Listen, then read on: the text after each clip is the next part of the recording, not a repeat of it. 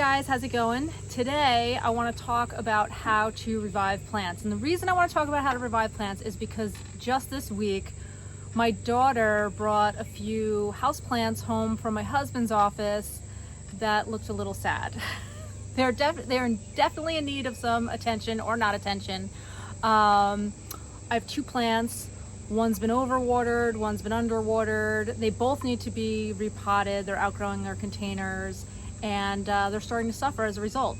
So when we notice that happening, it's time to give the plant some TLC, repot it, and give it a fresh start on life. So whenever we want to revive a plant, we need to assess what went wrong. If it's got dried leaves, are there bugs? Is the soil really saturated? Most often, problems occur when we overwater, we underwater, we have them in the wrong light conditions, or the plants have just outgrown their pots. I mean, so many of us bring our plants home from the nursery and never resize those pots that the plant gets really root bound and then starts to decline. In both of these cases with the plants that came home from my husband's office, they both need to be repotted. I know they've been in these containers for at least a year and a half now. They're both in decline. One looks like it's been overwatered, one looks like it's been underwatered, probably not receiving the right amount of light, and we're gonna fix them up.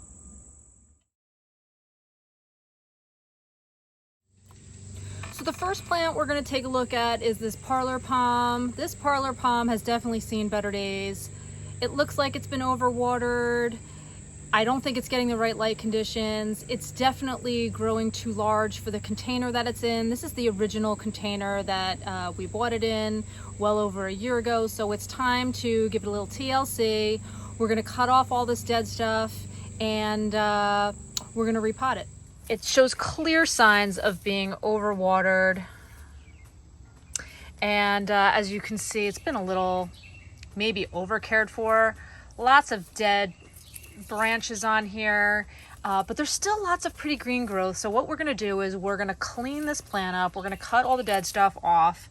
We're going to repot it in fresh potting soil, and pruning these branches off are a really good idea because the plant will put energy into new and fresh growth instead of all this dead stuff here. So you just go in and clip it out.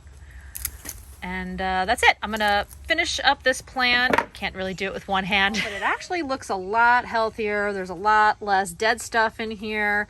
I'm gonna repot this and it will bounce back.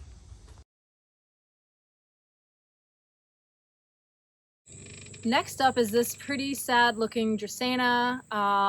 Clearly it has just been underwatered. The soil is as dry as a bone, and there's just barely any life to it. But there is a sign of life because there's this small green shoot sticking out of one of the branches. So that tells me that we can revive this plant. If I didn't see any green shoot like this, I'd scratch the stem to see if I saw any live green or growth underneath. That would help me know that the plant has a chance at survival. So given this plant has been a little bit neglected, we're going to cut all the dead stuff off, repot it in some fresh potting soil, and hopefully it'll bounce back. All right, I'm done trimming this one back, and I know it looks super sad. The soil here is so dry and there's just no nutrition in it at all, but it does have some fresh growth. I took off all the dead growth, and I'm gonna repot this in fresh potting soil, give it a good watering. I'm gonna feed it to encourage new growth, and hopefully it will bounce back.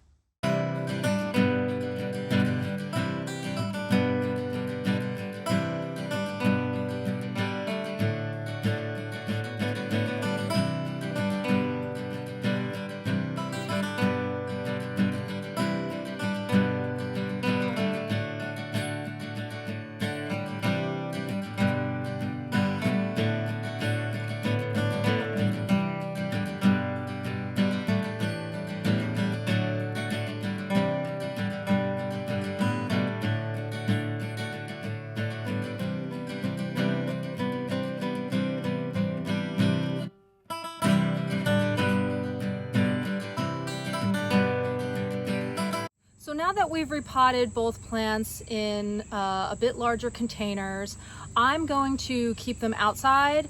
Right now we're still in the midst of summer here. The weather's just right, it's humid. I'm gonna keep them in a covered area though, out of direct sunlight, and kind of keep an eye on them for a little while they recover.